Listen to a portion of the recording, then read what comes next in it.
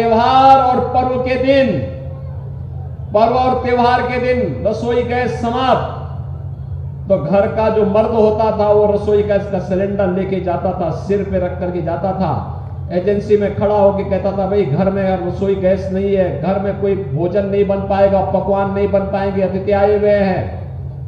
तो रसोई गैस तो नहीं मिलती थी, पुलिस का डंडा जरूर मिल जाता था। और अगर खाली वह व्यक्ति घर आता था तो घर में बेलना की मार अलग से खाता था। खाता था ना? खाता था ना? क्यों साई जी? होता था ना ये? हैं? भाई आप में से बहुत सारे लोग इसके गवाह हैं। लेकिन आज तो मेहमानदारी भी अच्छी होती रही है, क्योंकि गरीबों के घर बन गए हैं, बिजली का कनेक्शन भी मिल गया है, रसोई गैस भी आ गया है।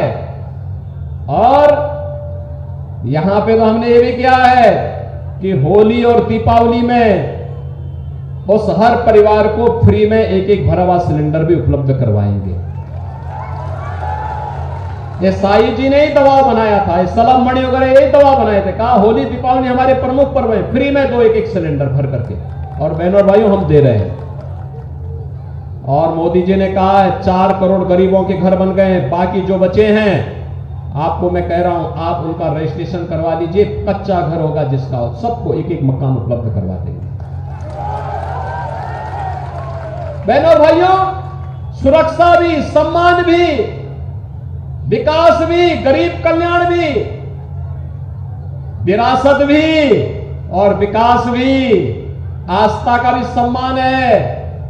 एक तरफ भारतीय जनता पार्टी मोदी जी के नेतृत्व में सब कर रही है, ये जो सब कुछ जो दिया है, क्या किसी का चेहरा देख करके, क्या किसी जाति देख करके, क्या एक ही मंत्र था, सबका साथ, सबका साथ, सबका विकास। और दूसरी तरफ कांग्रेस और समाजवादी पार्टी का गठबंधन। बहनों भाइयों, मैं आपको बताना चाहता हूं, जब भी ये गठबंधन होता है 2 लड़कों की, ये बड़ा अनर्थकारी है।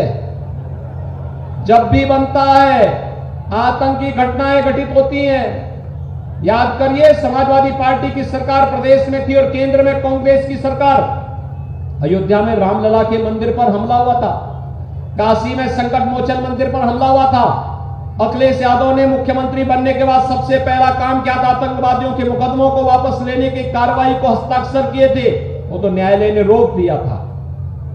बहनों और भाइयों, दूसरा, ये जब भी हुआ, ये तो खारिज हो चुके हैं पहले, 14 में, 17 में, 19 में, 22 में। ब्रांड नया बनाया है लेकिन माल पुराना ही है, इनका भी कुछ भी नया नहीं है, नए नाम से आ गए हैं। जनता जिसको खारिज कर चुकी है, केवल बाहर का लेबल लगा करके फिर से ये लोग आकर के जनता को गुमराह करेंगे। क्या कह रहे हैं, झूठ क्या बोलेंगे, कहेंगे कि आरक्षण बीजेपी समाप्त कर देगा। मोदी जी 10 वर्ष से प्रधानमंत्री है, मोदी जी ने बाबा साहब भीमराव अंबेडकर का सम्मान किया। बाबा साहब भीमराव अंबेडकर के पंच तीर्थों का निर्माण मोदी जी के समय में हुआ है। बीजेपी की सरकार थी तब बाबा साहब भीमराव अंबेडकर को बीजेपी के समर्थन से भारत रत्न मिला। और भारतीय जनता पार्टी और मोदी जी ने प्रतिबद्धता व्यक्त की है कि बीजेपी के रहते हुए कोई अनुसूचित जाति, जनजाति और पिछड़ी जाति का आरक्षण समाप्त नहीं कर सकता है, कोई नहीं कर सकता है। लेकिन कांग्रेस के कारनामे और समाजवादी पार्टी के कारनामा जानना चाहेंगे। परसों ही कोलकाता हाईकोर्ट ने इंडी गठबंधन के एक प्रमुख घटक तृणमूल कांग्रेस के द्वारा वहां पर पिछड़ी जाति को मिलने वाले आरक्षण से मुसलमानों के 118 जातियों को बांट दिया गया। कोर्ट ने उसको रोक लगाई है। कोर्ट ने कहा कि नहीं, धर्म के आधार पर आरक्षण नहीं हो सकता। बहनों और भाइयों, कांग्रेस की कर्नाटक सरकार ने ओबीसी का आरक्षण मुसलमानों को दे दिया। कांग्रेस की जब आंध्र प्रदेश में सरकार थी, उन्होंने वहां ओबीसी को मिलने वाला आरक्षण वो भी मुसलमानों को बांटा। और यही नहीं, अब कांग्रेस यही कर रही है। उसने कहा है, और जब यूपीए की सरकार थी तब भी उसने करने का प्रयास किया था।